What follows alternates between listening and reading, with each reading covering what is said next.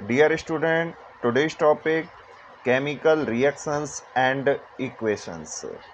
What are the chemical reactions? आप recall कीजिए class 9th में you have to read about the chemical changes. तो chemical changes क्या होते हैं?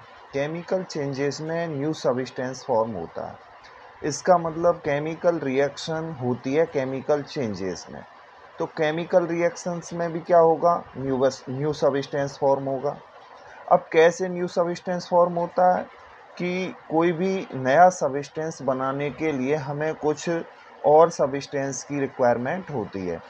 जैसे मैंने दो सब्सटेंस लिए हैं यहाँ पे, हाइड्रोजन एंड ऑक्सीजन, उन दोनों को कर दिया है कंबाइन, तो बन गया है वाटर। यानी कि वाटर एक न्यू सब्सटेंस मैंने बना लिया है। तो hydrogen combine with oxygen and form water.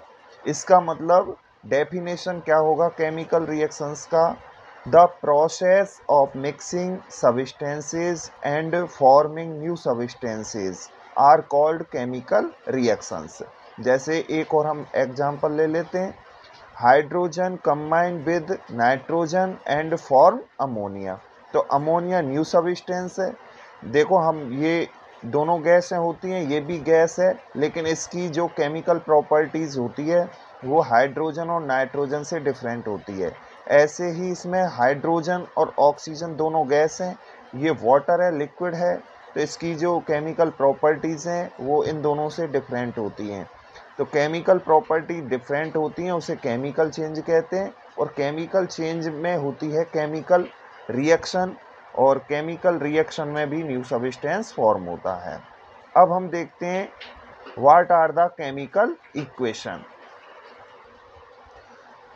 Student, अभी हमने देखा था केमिकल रिएक्शंस के बारे में, अब हम देखते हैं what are the chemical equations.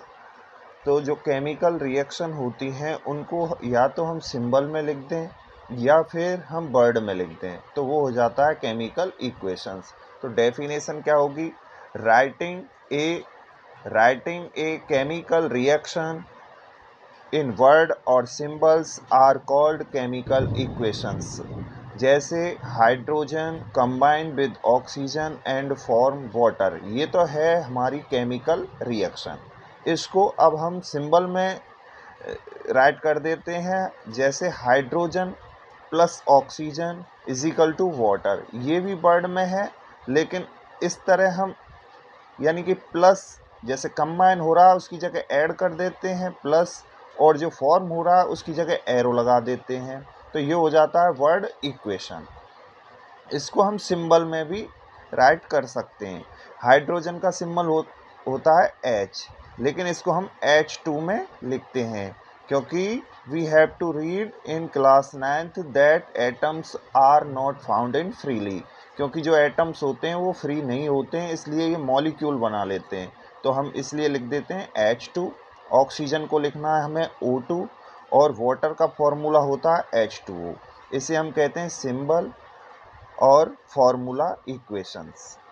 दूसरा एग्जांपल लेते हैं, hydrogen combined with nitrogen and form ammonia. ये भी एक केमिकल रिएक्शन है, इसको पहले बनाते हैं वर्ड इक्वेशन इसका। तो हाइड्रोजन कंबाइन की जगह ले लिया plus nitrogen is equal to, form की जगह लिया इजिकल टू एंड अमोनिया। ये हो गया हमारा वर्ड इक्वेशन। फिर इसको सिंबल में लिखते हैं हम, हाइड्रोजन को H2 लिखेंगे, नाइट्रोजन को भी हम N2 लिखेंगे, और अमोनिया का फॉर्मूला होता है NH3, और ये हो जाता है हमारा सिंबल या फॉर्मूला इक्वेशन। तो अब हम देखते हैं कि जो इक्वेशंस होते हैं, तो इक्वेशंस आर टू टाइप्स। एक तो होते हैं वर्ड इक्वेशन और एक होते हैं सिंबल इक्वेशन। इसी तरह अब इक्वेशन के टू पार्ट होते हैं, तो उनके बारे में अभी देखते हैं कौन कौन से वो पार्ट होते हैं। अब स्टूडेंट, इस केमिकल इक्वेशन के टू पार्ट होते हैं, left hand side and right hand side. Left hand side की तरफ होते हैं रिएक्टेंट्स और राइट हैंड साइड की तरफ होते हैं प्रोडक्ट। रिएक्टेंट्स क्या होते हैं? The substances that take a part in a chemical reaction. मतलब वो सब्सटेंस जो केमिकल रिएक्शन में पार्टिसिपेट करते हैं सबसे पहले। प्रोडक्ट क्या होते हैं? The substances that are form as a result of a chemical reaction, जो किसी भी केमिकल रिएक्शन का रिजल्ट होते हैं। तो प्रोडक्ट बाद में बनता है, रिएक्टेंट्स पहले हम लेते हैं, उसके बाद प्रोडक्ट बनता है। Thanks for watching must science.